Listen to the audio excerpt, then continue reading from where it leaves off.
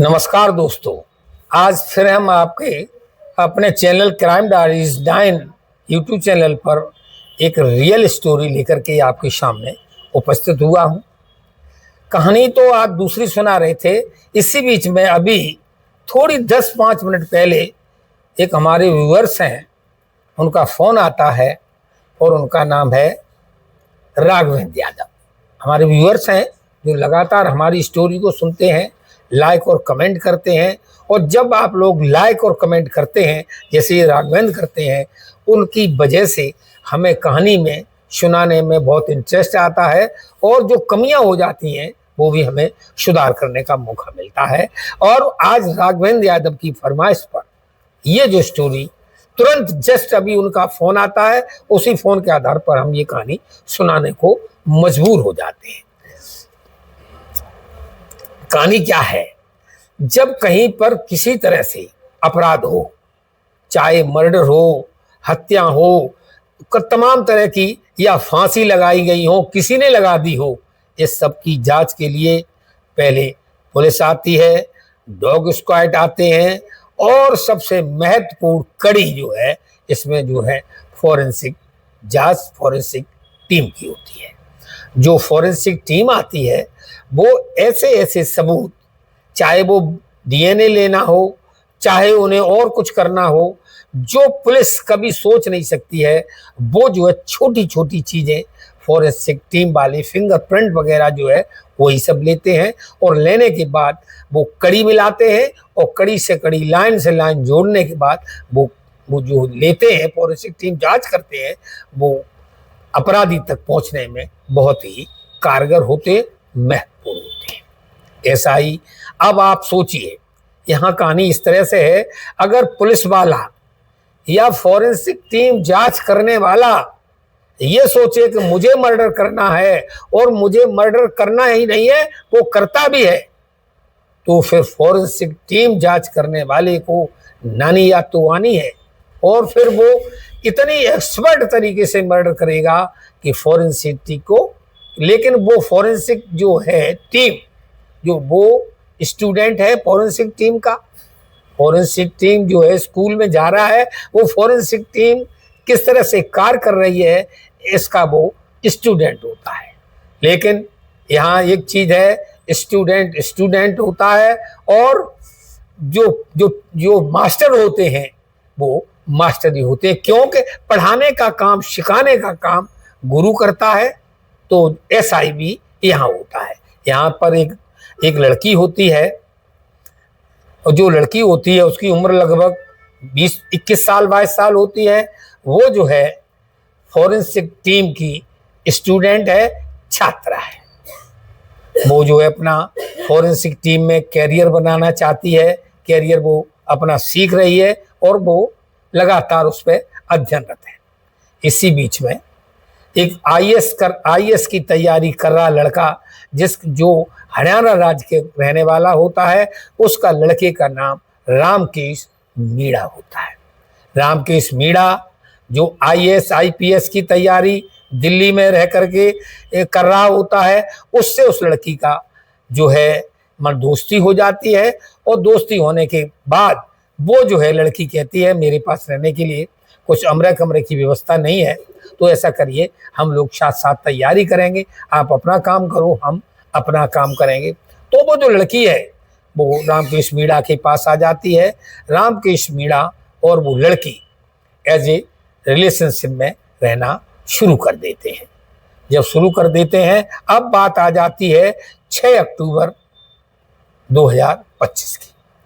गांधी विहार colony, Delhi में गांधी विहार colony में है, उसमें एक मोहल्ला पड़ता है, तारपुर इलाके की ये जो घटना है।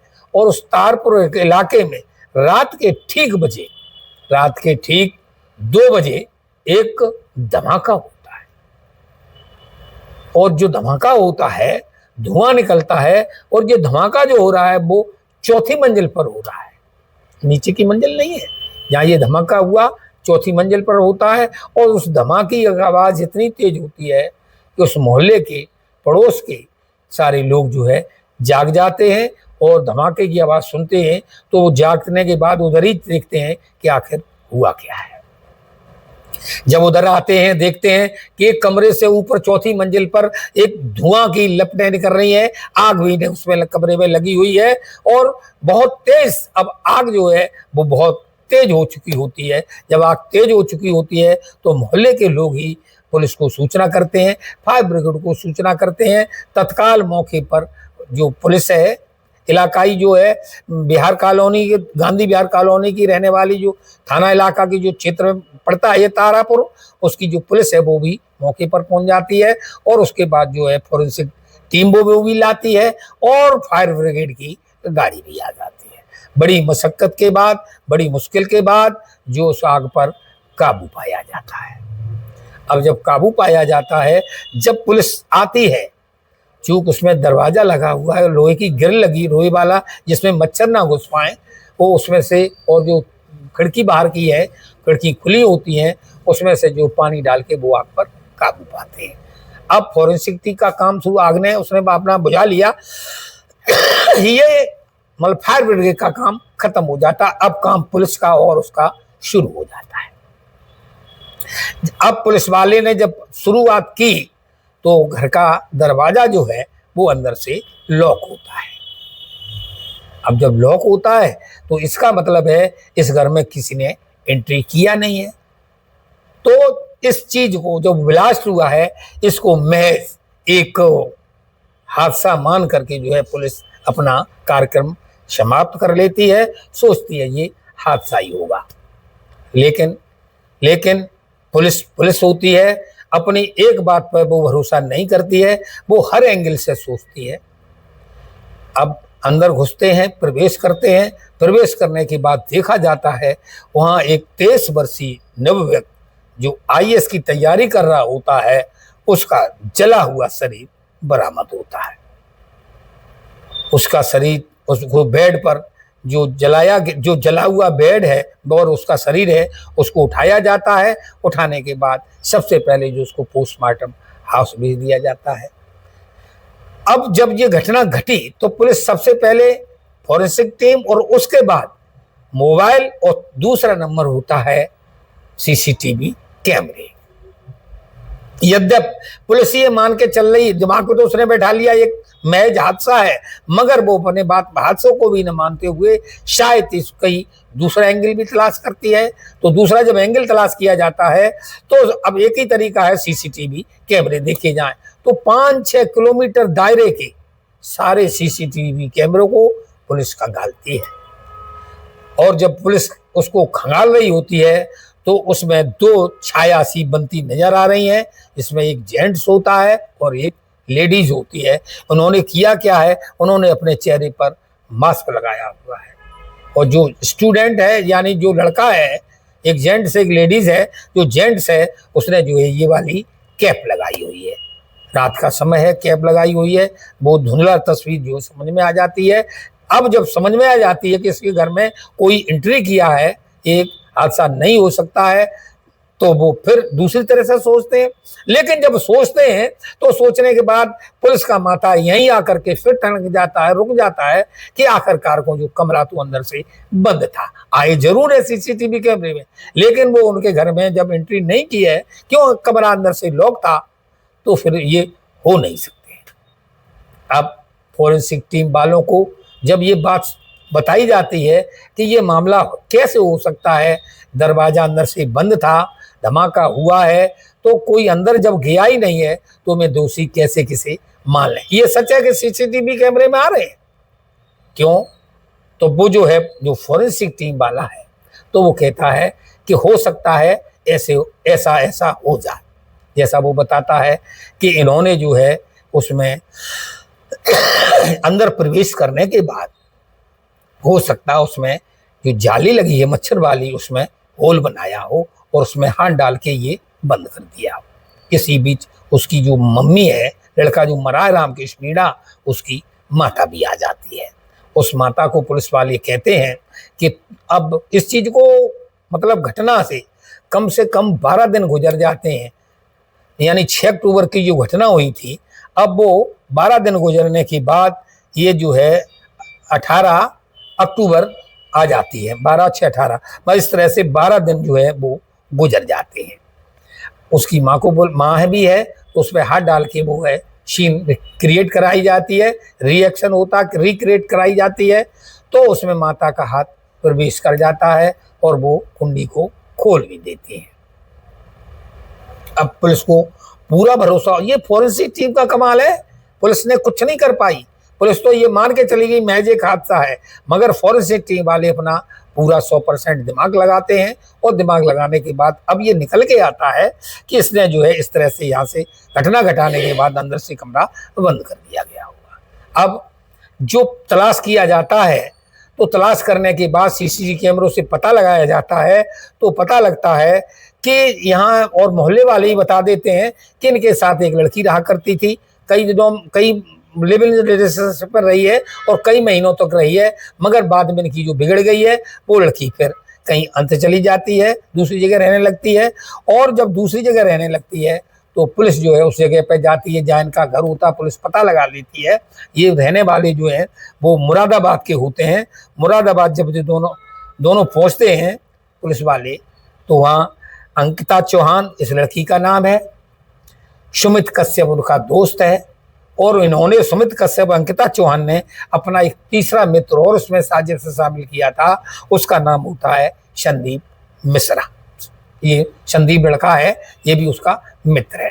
अब ये यहाँ पुलिस जब पहुंचती है तो देखती है घर में ताला लगा हुआ है, अपना कमरा छोड़ के जा चुकी है। तो जो शंका है लगातार उसका फोन, अब उसका जो फोन पुलिस को मिला तो उन्होंने फोन की लोकेशन निकाली, पुलिस की लोकेशन जो आई उनकी वो ठीक जहां ये घटना घटी है उस स्तर पर रात के 2 बजे भी जो है घटना 10-5 मिनट पहले दिखाई जाती है कि उस दिन ये यहाँ मौजूद थे। तो मौजूद थे ये श्योर कंफर्म हो गया, सीसीटीवी कैमरे हो गए और ये लोकेशन तय हो गई, लेकिन घटना से मतलब जब उसके घर जाते हैं तो अपराधी फरार मिलते हैं। अब पुलिस का जो शक था वो यकीन में बदलने लगता है कि गायब होना ये क्या है, गायब हो रहे हैं। लेकिन अब 12 दिन गुजर गए, भी मैंने बताया 16 की घटना है, तो 12 दिन गुजरने के बाद अब जो है काफी पुलिस उसका पीछा करती है। पीछा करने के बाद जो लड़की है अंकिता और उसका मित्र दोनों को गिरफ्तार कर लिया जाता है। जब गिरफ्तार कर लिया जाता है फिर उनसे पूछताछ की जाती है। जो पूछताछ की जाती है, जो वो कहानी सुनाती है, तो आप भी शायद यकीन ना करें, वो कहानी जो उसने सुनाई वो हम आपको कहानी सुनाते हैं। उसने जो कहानी सुनाई उसका कहना ये था कि हम दोनों स्कूल में साथ साथ पढ़ते हैं, एक ही स्कूल में, वो आईएएस की तैयारी कर रहा है, मैं फॉरेंसिक टीम की जो फॉरेंसिक जांच होती है उसकी तैयारी कर रहे हैं। हमारी मुलाकात होती है, मुलाकात के बाद जो है हम लोग एक ही कमरे में रहने लगते हैं, हमारे बीच में रिलेशनशिप हो जाता है और डिलीवरी रिलेशनशिप में हम रहते हैं। उसी बीच में ये जो है राकेश मीणा हमारी कई आपत्तिजनक फोटो ले लेते हैं, वीडियो ले लेते हैं, और जो इनका जो लैपटॉप है उसके हार्ड डिस्क में जाकर के वो जमा कर देते हैं। और हमें जब बाद में पता चलता है और ये भी पता चलता है कि इनके कई और लड़कियों से, कई और महिलाओं से इनके संबंध थे और उन्होंने कई ऐसे सारे अपने जो वीडियोज हैं, जो फोटोज हैं, उसमें हार्ड डिस्क में जमा कर रखे हैं। मुझे लगा कि कहीं ये हमें आगे चल के बदनाम ना करे, मुझे हैरान न करे, मुझे ब्लैकमेल ना करे, तो मैंने उन पर दबाव बनाया और दबाव बनाने के बाद मैंने कहा कि कृपया हमारे वीडियोस, हमारे फोटोज जो आपके पास हैं वो डिलीट कर दीजिएगा, उनको हटा दीजिएगा। वो पहले ना नुकुर करता है, फिर हाँ करता है, मगर वो उसमें ऐसा हटाने और उसको करने में कतई सहयोग नहीं करता है, यानी वो हटाते ही नहीं है। जब हटाते नहीं है तो मेरी इससे लड़ाई हो जाती है और लड़ाई होने के बाद मैं कमरा छोड़ करके चली जाती है। जब मैं चली जाती हूँ तो जो मेरा एक पुराना बॉयफ्रेंड था, जो पुराना बॉयफ्रेंड है, वो मैंने उसका नाम बताया, उसका नाम होता है सुमित कश्यप। तो वो सुमित कश्यप जो मुरादाबाद के जो लोग रहने वाले हैं वहाँ इसका ये बॉयफ्रेंड था, इनके रिलेशनशिप में रही थी। तो जो पुराने वाले से वो कहती है कि ऐसा करिए, अब इसने मुझे चक्कर में डाल दिया है, राकेश मीणा ने आईएएस जो बन रहा है, आईपीसी तैयारी कर रहा है, तुम ऐसा करिए हमारे जो है बात इससे करिए और जो फोटो वीडियोज हैं डिलीट करवा दीजिए। तो ये दोनों लोग आते हैं, आने के बाद इनके पास बैठते हैं, बातचीत करते हैं, लेकिन वो हाँ तो कर देता, लेकिन वो हटाता नहीं है। अब ये उसका प्लान बनाने लगते हैं। और प्लान क्या था? प्लान वही था कि मैं स्टूडेंट फॉरेंसिक की थी, तो मैंने अपने हिसाब से सारा प्लान बनाया, और प्लान इतना कर्रा बनाया कि ये किसी तरह से हम गिरफ्तार न हो, हम पकड़े न जाए। तो मैंने जो मास्क लगाया, रात का वक्त चुना, और इस तरह से आने के बाद मैं घर में प्रवेश किया। और घर में प्रवेश करने के बाद मैंने जो है आते ही दोनों लोगों ने उसे पकड़ लिया। सुमित कश्यप, वो तीसरा और मित्र था, जो लड़की हैं अंकिता चौहान, और अंकिता चौहान के बाद सुमित कश्यप और संदीप, तीनों लोग गए थे, और तीनों लोगों ने आकर उसका गला दबाया और उसका मर्डर कर दिया। फिर उस डेड बॉडी को बेड पर रखते हैं, और घर में जो खाने के लिए घी रखा था उसके ऊपर घी का लेप लगाते हैं। जो घर में तेल था, घी था, जो भी ऐसी वस्तु थी जिससे जलाने में मदद मिले, वो उसके शरीर पर लेप किया जाता है। भाग्य से दुर्भाग्य से वहाँ पेट्रोल भी रखी थी, तो उसका पेट्रोल भी उसमें डाल दी जाती है।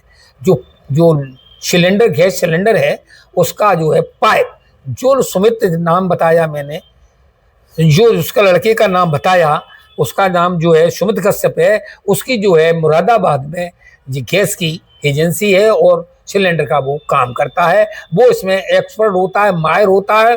वो उसका नोव काट देता है पाइप का, और उसकी गर्दन के पास तक वो छोड़ देता है, उसको सिलेंडर लेटा के वहां तक छोड़ देता है। और इतना ही वो गैस छोड़ता है, फुल स्पीड नहीं करता है, हल्के से रफ्ता रफ्ता जो उसमें गैस भर जाए।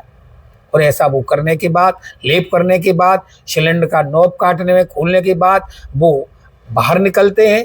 और बाहर निकलने के बाद वो जाली वाली लगी है, वो अंदर से बाहर से जाली काटते हैं छोटी सी, और जाली काटने के बाद जो है वो अपना हाथ डाल के बंद कर देती है लड़की अंकिता चौहान, अंकिता। और जब वो बंद करती है, उसी के बाद वो साथ के एक माचिस लेते हैं, और माचिस लेने के बाद उसमें उसी जाली से, इसमें जो हाथ डाला गया था, उसी जाली से जो है वो माचिस की जलती हुई तीली फेंकते थे। जैसे तीली फेंकती है, गैस अंदर भरी हुई है, उसके अलावा गैस भरी, उसके अलावा कपड़ा लित्ता भी है उस घर में, कपड़े वस्त्र वगैरह है। धीरे धीरे धीरे धीरे धीरे धीरे वो जो है आग पकड़ लेती है।